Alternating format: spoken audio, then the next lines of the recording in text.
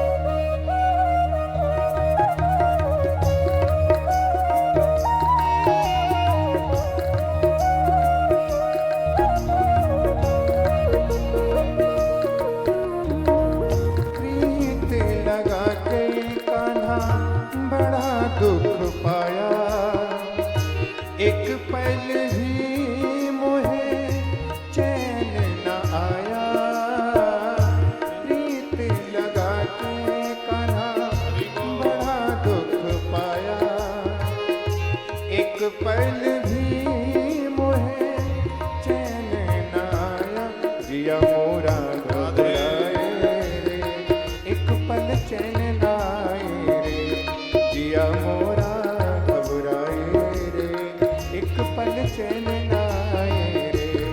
ओ कान्हा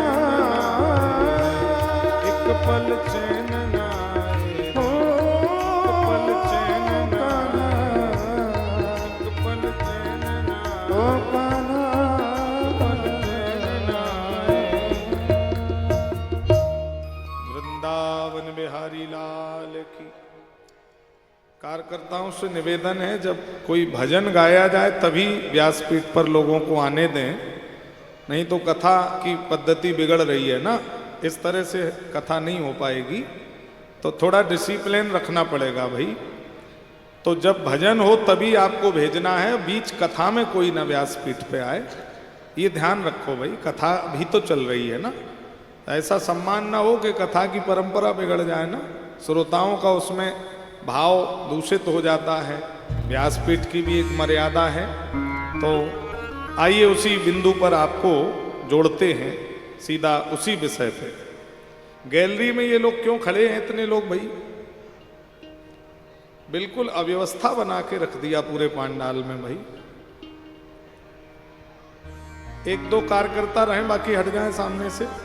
व्यवस्था में लगे रहें आप लोग, खड़े ना हो, व्यवस्था में रहें।